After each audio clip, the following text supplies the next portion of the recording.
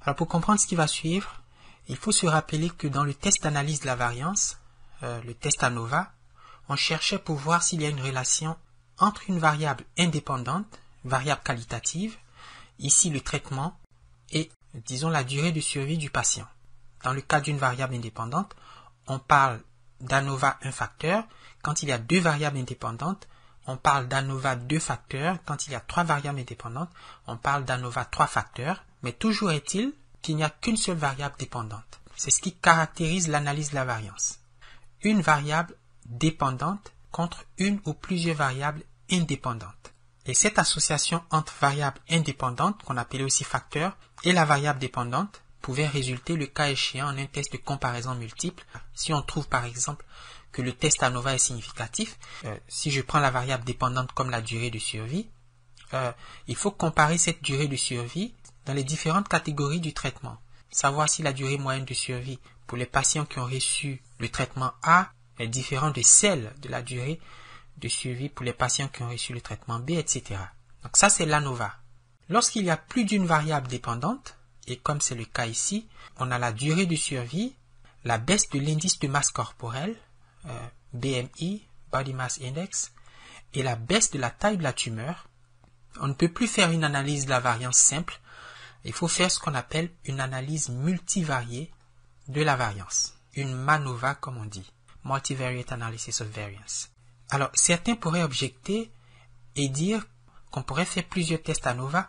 On pourrait faire une ANOVA qui regarde l'association éventuelle entre le traitement pour le cancer et la durée de survie, et puis une deuxième ANOVA qui regarde l'association entre le traitement du cancer et la baisse de l'indice de masse corporelle, et puis une troisième ANOVA entre le traitement et la baisse de la tumeur. C'est une façon d'aborder le problème. Et si dans chacune de ces ANOVA, on découvre une association, une relation significative, il va falloir faire ce qu'on a fait dans les ANOVA, des analyses post-hoc, et c'est-à-dire des tests de student, pour comparer les groupes 2 à 2 par rapport à la variable dépendante choisie. Vous voyez donc, si on commence tout de suite à faire 3 ANOVA, et que chacune de ces ANOVA est significative, il faudra, puisqu'on a 3 catégories dans la variable traitement du cancer, il faut comparer A à B pour la durée de survie, il faut comparer B à C pour la durée de survie, il faut comparer A à C pour la durée de survie, et il faut en faire de même pour la baisse de l'indice de masse corporelle, et puis il faut faire la même chose pour la baisse de la tumeur. Et vous voyez que ça fait beaucoup d'analyses, beaucoup de tests, et on peut montrer, c'est vrai, cette succession de tests augmente le risque de l'erreur de type 1, la probabilité de rejeter à tort l'hypothèse nulle. D'autre part, nous n'avons aucune garantie que ces comparaisons vont nous conduire à des différences significatives entre les groupes. Il se peut par exemple que toutes les comparaisons, il y en a combien 3 pour survie, 9 comparaisons pourraient conduire à des différences non significatives. Il est possible, il est probable qu'il n'y ait aucune association, a priori, entre le traitement du cancer et la durée de survie et l'indice de masse corporelle et la baisse de la tumeur. Alors, l'analyse multivariée de la variance, le test MANOVA, permet justement de savoir si ces comparaisons multiples sont justifiées, sont légitimes. Est-ce qu'il y a une association entre le traitement et l'une au moins de ces variables? Notre hypothèse de recherche dans le test MANOVA, c'est de voir si la variable traitement du cancer, si la variable indépendante est associée à l'une au moins de ces variables. Et si c'est le cas, on peut alors procéder au test ANOVA et ensuite au test T de student à l'intérieur des groupes. Pour faire le test sous SPSS, on va dans Analyse, GLM, multivarié.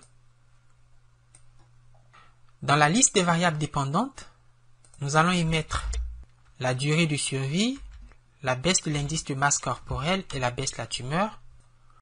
Et dans les facteurs, nous allons y mettre le traitement. Alors, dans post-hoc, au cas où le test MANOVA montre l'existence d'une association entre le traitement et au moins l'une de ces variables dépendantes, il faut demander des tests d'analyse de la variance, des tests ANOVA, et puis après des tests de student. Et vous vous souvenez que pour les tests ANOVA, on demande si les variances sont égales, et si c'est le cas, on va choisir l'un de ces tests, par exemple le test de Bonferroni. Et si les variances ne sont pas égales, on va faire un test non paramétrique, disons le test de Taman. Continue. Dans Options, alors je vais demander à SPSS de montrer les moyennes dans les différentes catégories de la variable traitement cancer. Demander aussi de comparer les effets principaux pour le test de Bonferroni. Et comme d'habitude, on va demander les statistiques descriptives, les estimations des effets de taille, des tests d'homogénéité de la variance, le test de Levine, continue, et OK. Analysons ces tableaux. Le premier tableau nous dit que la variable indépendante, la variable de groupe, la variable de catégorie comporte 3 niveaux. Traitement A, B et C. On a observé 8 participants pour le traitement A, 6 participants pour le traitement B et 8 participants pour le traitement C. Dans le tableau des statistiques descriptives, on a les moyennes et les écarts types. Par exemple, pour la durée de survie, on apprend que, en moyenne, les patients qui ont reçu le traitement A ont une durée de survie de 7,56 jours, tandis que les patients qui ont reçu le traitement B ont une durée de 15,83, disons environ 16 jours. Et quant aux patients qui ont reçu le traitement C, leur durée de survie moyenne est environ de 19 jours. On pressent qu'il y a une association entre le traitement et la durée de survie, n'est-ce pas? Vous voyez que la durée moyenne pour les participants qui ont le traitement C semble significativement plus élevée que celle des participants qui ont reçu le traitement A. Mais cela reste à vérifier. Et puis, même chose pour la baisse de l'indice de masse corporelle. On a 3 kg en moins pour les participants qui ont reçu le traitement A, 4,46 pour ceux qui ont reçu le traitement C. Alors, nous en arrivons à un tableau qui porte sur une hypothèse, une condition d'application du test d'analyse multivariée de la variance. Le test MANOVA suppose un certain nombre de conditions et l'une d'elles, c'est que la matrice des covariances à l'intérieur de chaque groupe, dans le cas qui nous occupe, à l'intérieur de chaque traitement, doit être constante. Donc, on demande que la matrice des covariances entre les variables dépendantes, la durée de survie, la baisse de l'indice de masse, la baisse de la taille de la tumeur, ces variables covarient et on voudrait que ces matrices de covariance soient les mêmes, soient égales, statistiquement parlant, pour les patients qui ont reçu le traitement A, pour les patients qui ont reçu le traitement B et pour les patients qui ont reçu le traitement C. Donc, à l'intérieur des catégories, à l'intérieur des groupes, la matrice des covariances doit être constante. Et c'est justement ce que fait le test de Box, test d'égalité des matrices des covariances. Je crois qu'il faut montrer à quoi ressemblent ces matrices, et puis ensuite, on va voir si elles sont égales ou si elles ne le sont pas. Alors, pour voir les matrices de covariance, nous allons dans Data, Split File. On va comparer les groupes par rapport à la variable de groupe, donc par rapport au traitement. Souvenez-vous qu'on veut comparer les matrices de covariance à l'intérieur des groupes. OK. Et on va dans Analyse, Scale, Reliability. On choisit les variables dépendantes pour lesquelles on veut construire la matrice des covariances. Dans Statistiques, vous voyez ici on a les covariances et on clique sur Continue et OK. Vous voyez qu'on a 3 traitements et à l'intérieur de chacun de ces groupes, nous avons un tableau qui nous donne la covariance entre les variables dépendantes. Le test de Box cherche pour voir si ces 3 matrices, si ces 3 tableaux ne diffèrent pas significativement. Alors, l'hypothèse nulle, c'est que les matrices de covariance sont égales. L'hypothèse alternative, c'est qu'au moins 2 de ces matrices ne sont pas égales. Et puisque nous voulons que ces matrices soient égales, il faut que la p-value du test de Box soit supérieure au seuil de signification 5%. Parce que si la p-value est supérieure à 5%, cela veut dire qu'on ne rejette pas l'hypothèse nulle. Or, cette hypothèse, l'hypothèse nulle, nous dit précisément que les matrices de covariance sont égales. D'accord? Et vous regardez la p-value, elle est de 0,258. Nous sommes donc bien heureux de conclure qu'il n'y a pas assez de preuves pour dire que les matrices ne sont pas égales et par conséquent, il est vraisemblable de conclure qu'elles le sont. Donc, les matrices sont égales. Le prochain tableau, vous voyez qui dit Multivariate Test, c'est le test MANOVA, n'est-ce pas? Le test d'analyse multivariée. Notre hypothèse nulle, celle qu'on veut tester, c'est l'existence d'une association entre le traitement du cancer et au moins l'une des variables dépendantes. Regardez ici le traitement du cancer. SPSS nous donne 1, 2, 3, 4 tests possibles. Alors les plus courants, les plus utilisés, le test de Pillai et le test de Wilk. Alors si on regarde la p-value pour chacun de ces tests de l'analyse MANOVA, on voit que la p-value est très faible, en tout cas elle est inférieure à 5%. Dans les deux cas, on rejette l'hypothèse nulle qu'il n'y a pas d'association entre la variable traitement du cancer et les variables dépendantes. Et on choisit l'alternative qu'il existe une association entre cette variable et au moins l'une des variables dépendantes. Donc, nous savons que le traitement du cancer est associé peut-être à la durée du suivi, peut-être à la baisse de l'indice de masse corporelle, peut-être à la baisse de la masse de la tumeur cancéreuse. Et ce résultat n'est pas très étonnant, n'est-ce pas? Si vous regardez le tableau des statistiques descriptives, on a vu, par exemple, que la durée de survie moyenne des patients qui ont reçu le traitement C est de 18, environ 19 jours, tandis que celle des patients qui ont reçu le traitement A est seulement de 7,56, 8 jours, n'est-ce pas? Et donc, au moins pour la durée de survie, il semble y avoir une association, une différence significative entre les traitements. Vous avez dans la dernière colonne le état carré, qui est un peu comme le coefficient de détermination en régression simple, multiple et logistique. Ce coefficient état carré vaut 0,46 ou 0,467 pour le test de Pillai, et tandis qu'il vaut 0,60 pour le test de Wilk. Et cela signifie, si je prends le test de Pillai, que 46,7% de la variation de la variabilité observée dans la durée de survie, dans la baisse de l'indice de masse corporelle et dans la baisse de la tumeur s'explique par le traitement du cancer, par le type de traitement reçu par le participant, reçu par le patient. Et si je prends le test de Wilk, 60% de la variabilité dans la survie, dans la baisse de l'indice de masse corporelle, dans la baisse de la tumeur, sont le fait du traitement reçu. Alors ça, c'est très intéressant. Alors, une fois qu'on a vu que le test MANOVA est significatif, vous voyez, on peut maintenant faire des tests ANOVA. On peut se demander s'il y a une association entre le traitement du cancer et la durée de survie. C'est un test ANOVA. Et puis, un autre test ANOVA pour voir s'il y a une association entre le traitement du cancer et l'indice de masse corporelle. Et puis, un autre test ANOVA pour voir s'il y a une association entre le traitement du cancer et la baisse de la taille de la tumeur. Et ces tests sont d'autant plus légitimes que nous venons de voir qu'il y a une association entre le traitement du cancer et au moins l'une de ces variables. Alors, vous savez que pour faire l'analyse de la variance, le test ANOVA, il faut faire un test d'homogénéité de la variance. Le test de Levin montre dans le tableau que voici, vous voyez, pour la durée de survie, on a une p-value de 0,056 qui est supérieure à 5%, et par conséquent, on peut supposer que la variance de la durée de survie est homogène à l'intérieur des catégories de la variable traitement du cancer. De même, la p-value est de 0,181 pour la baisse de l'indice de masse corporelle. On peut donc supposer que la variance de la baisse de l'indice de masse corporelle est homogène à l'intérieur des classes des catégories du traitement du cancer. P-value égale à 0,529 pour la diminution de la taille de la tumeur cancéreuse.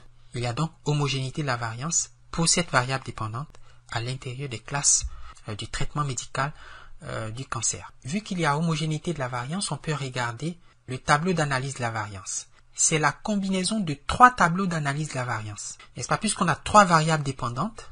Pour la durée de survie, la statistique de Fischer-Snedecor vaut 13,766 et la p-value associée est de 0,000. Ça veut dire que cet indice F est très grand. Il est significativement élevé. Il y a donc une association entre le traitement du cancer et la durée de survie. Il va donc falloir faire des tests T de student pour comparer la durée de survie moyenne par rapport aux catégories du traitement du cancer. D'accord? Et quand on regarde l'indice de masse corporelle, on a F égale à 1,55 avec une p-value de 0,237. Cette p-value est très grande par rapport au seuil de 5%. Il n'y a donc pas d'association entre le traitement du cancer et l'indice de masse corporelle. De même, il n'y a pas d'association entre le traitement du cancer et la baisse de la tumeur, puisque l'indice F qui vaut 2,229 a une p-value associée de 0,135, laquelle est supérieure au seuil de 5%. Et si vous regardez le tableau des statistiques descriptives, on voit que ce résultat n'est pas tout à fait étonnant, puisque regardez la moyenne de la baisse de l'indice de masse corporelle pour les trois traitements. Elle est de 3,26 pour le traitement A, elle est de 2,86 pour le traitement B et elle est de 4,46 pour le traitement C. Vous voyez que ces valeurs ne sont pas significativement différentes, elles sont légèrement différentes. De même, la taille de la tumeur n'a pas trop diminué quand on passe d'une catégorie à l'autre. En moyenne, elle était de 1,58 pour les patients qui ont reçu le traitement A, 2,31 pour ceux qui ont reçu le traitement B, et puis 2,68 pour les sujets cancéreux qui ont reçu le traitement C. La différence n'est pas très élevée, elle n'est pas significative. Tandis que pour la durée de survie, on voit qu'il y a une différence assez sévère entre les groupes. Alors si on sait qu'il y a une association entre le traitement du cancer et la durée de survie, regardons les analyses post-hoc, les comparaisons multiples de Turki ou de Bonferroni pour voir quels sont les groupes qui diffèrent. Un mot sur les états carrés partiels dans le tableau d'analyse de la variance. Pour la durée de survie, on a 0,592, ce qui signifie que 59,2% de la variabilité dans la durée de survie des patients s'explique par le traitement du cancer, tandis que 14,1% de la variabilité dans la baisse de l'indice de masse corporelle s'explique par le traitement du cancer, et enfin 19% de la variabilité dans la baisse de la taille de la tumeur s'explique par le type de traitement reçu par le patient. Voici le test de comparaison multiple. Je vais ignorer les lectures pour Taman puisque le test de Levin s'est révélé non significatif. Il y a homogénéité de la variance. Je vais donc me contenter d'interpréter les résultats de Bonferroni. Mais seulement pour la durée de survie, puisqu'on a vu que le test ANOVA n'était pas significatif pour la baisse de l'indice de masse corporelle et la taille de la tumeur. Si vous regardez ces tableaux, vous verrez dans la colonne significative qu'aucune des différences observées n'est significative. Toutes ces différences ont une p-value supérieure au seuil de 5%. Alors, durée de survie. Quand on compare le traitement A au traitement B par rapport à la durée de survie, on a une différence moyenne de 8,271 avec une erreur standard de 2,40 et cette différence est significative puisque la p-value associée est de 0,008. Cela veut dire que le traitement A diffère significativement du traitement B. Si vous regardez, en moyenne, les patients qui ont reçu le traitement B vivent 15,83 à 16 jours, alors que ceux qui ont le traitement A vivent environ 8 jours. Il y a un écart significatif entre ces deux traitements, du moins pour la durée de survie. Quand on compare A à C, on voit qu'il y a aussi une différence significative et vous avez les intervalles de confiance associés à ces différences. Si la différence moyenne observée entre A et B pour la durée de survie est de ou moins 8,271, dans la population, cette différence peut varier de moins 14,58 à moins 1,95 pour les traitements A et B et de moins 17,224 à moins 5,52 entre A et C. Alors la comparaison entre B et A est la même que la comparaison entre A et B. La seule différence, c'est le signe. Vous voyez, A moins B, c'est moins 8,271. B moins A, c'est 8,271. Et C et A, c'est la même chose que A et C. Nous allons présenter une autre façon d'approcher la méthode d'analyse multivariée de la variance. L'intérêt de cette deuxième approche est l'avantage qu'elle nous offre par rapport aux analyses futures. En effet, nous allons voir qu'on peut à partir de cette analyse construire de nouvelles variables dépendantes à partir des premières en combinant linéairement les anciennes. Et ces nouvelles variables qu'on appelle, que certains appellent variables canoniques, variables discriminantes, vont ensuite servir pour les analyses futures. Nous avons 1, 2, 3 variables dépendantes qu'on peut noter y1, y2, y3 et on veut les combiner pour construire une super variable laquelle pourrait par exemple mesurer l'état de santé du patient. Alors pour ce faire, je vais ouvrir la syntaxe d'SPSS et j'écris MANOVA. Les variables dépendantes sont durée de survie, baisse de l'indice de masse corporelle et baisse de la tumeur. Et par rapport à la variable dépendante qui est le traitement du cancer. Donc, traitement du cancer. Alors, cette variable traitement du cancer a 3 niveaux, n'est-ce pas? 3 catégories. Donc, en parenthèse, 1 à 3. Et nous allons faire une analyse discriminante. Les super variables, je l'ai dit, sont appelées variables discriminantes. Donc, on va faire discriminant stan n'est-ce pas? Et ensuite, on va imprimer print égale significant multivarié, univarié, valeur propre, eigen, réduction de la dimension, dimension reduction, je ferme la parenthèse, design égale traitement. Et voilà, on va sélectionner ce code, faire un run.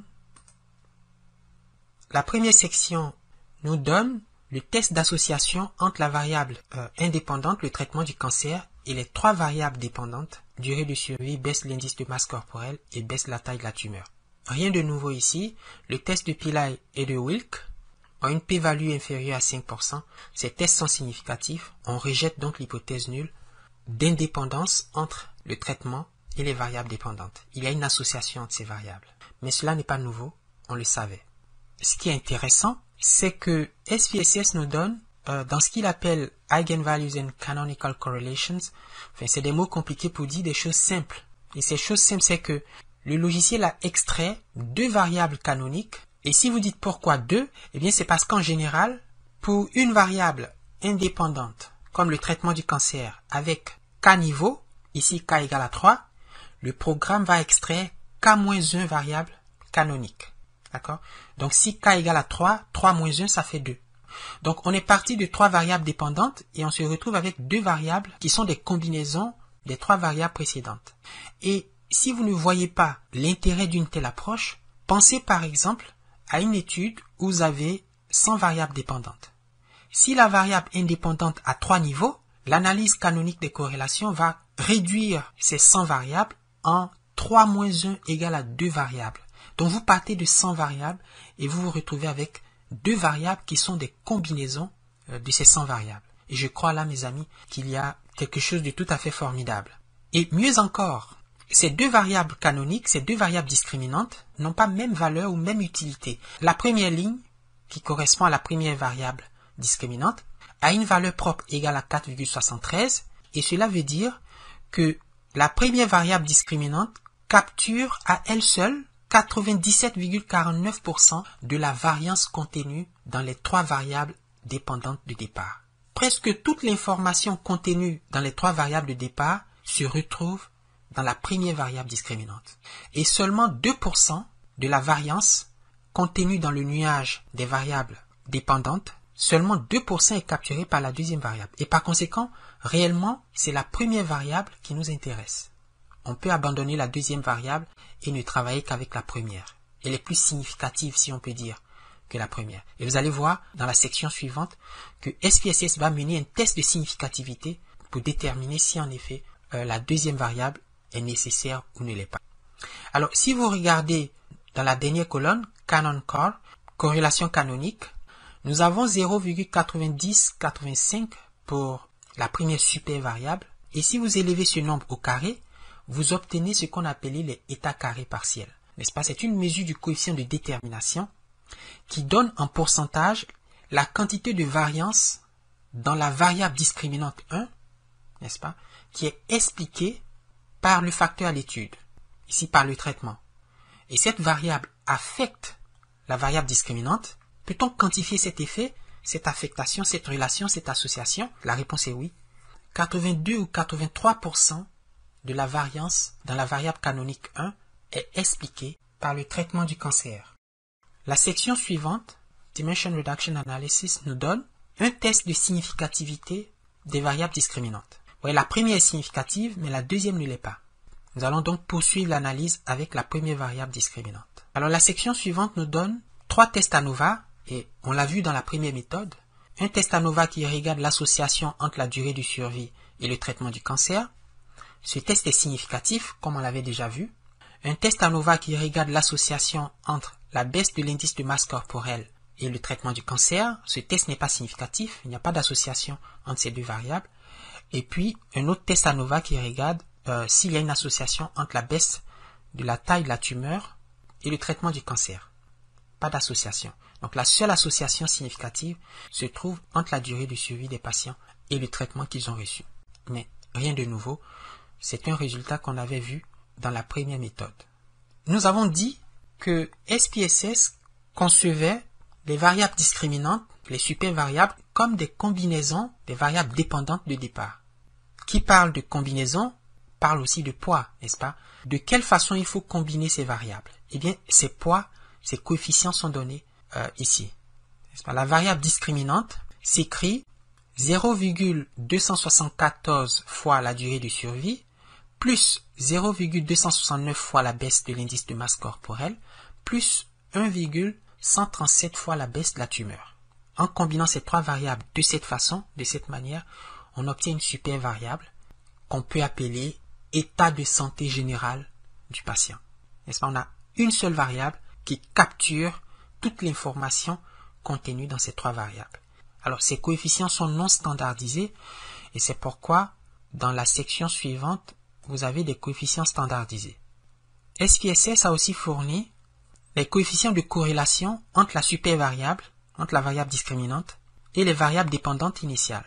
Donc, la nouvelle variable dépendante est corrélée aux anciennes variables dépendantes. De quelle façon? Vous voyez que la durée de survie est corrélée avec la nouvelle variable, avec un coefficient de corrélation de 0,55, alors que la baisse de l'indice de masse corporelle a un coefficient de corrélation de 0,12 par rapport à la nouvelle variable, et la baisse de la tumeur 0,22.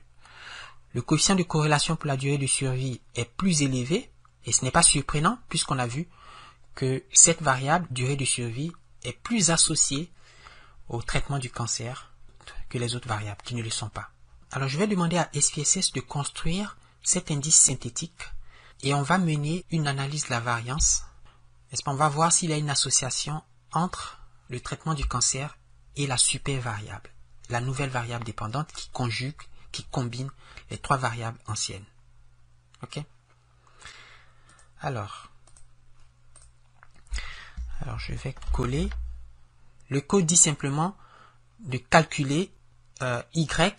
Au lieu de Y, je vais l'appeler état général de santé. On va multiplier 1, est-ce que c'est 1,22? Durée de survie 1,22098. D'accord. Durée de survie plus baisse de l'indice de masse corporelle multiplié par 0,48559 plus 1,20 fois baisse d'humeur. Dans le fichier initial, il n'y a que 4 variables, la variable indépendante et les 3 variables dépendantes. Et si on exécute le code, vous voyez, le programme a construit une nouvelle variable qui combine les 3 variables dépendantes en une seule, variable à laquelle nous avons donné un nom. Nous l'avons appelé état de santé. Et vous voyez qu'on a accompli un progrès. On a une variable indépendante et une variable dépendante. Et voyons par exemple s'il y a une association entre le traitement du cancer et puis l'état de santé des patients. Et c'est un test ANOVA très simple. Donc on va dans Analyse, Compare Means, One Way ANOVA, état de santé, traitement. Et on peut choisir LSTO bonne Ferroni. Et dans le cas où les variances ne sont pas égales, on va prendre Taaman, option, descriptive, test d'homogénéité de la variance, et on va faire continue, et OK. Ici, vous avez les statistiques descriptives qui donnent pour chaque catégorie de la variable traitement, l'état de santé moyen des individus qui ont reçu le traitement A est de 12,73, pour ceux qui ont le traitement B est de 23, et pour ceux qui ont le traitement C est de 28, etc. avec les intervalles de confiance. Alors le test ANOVA est significatif, ce qui montre qu'il y a une association entre le traitement et l'état de santé.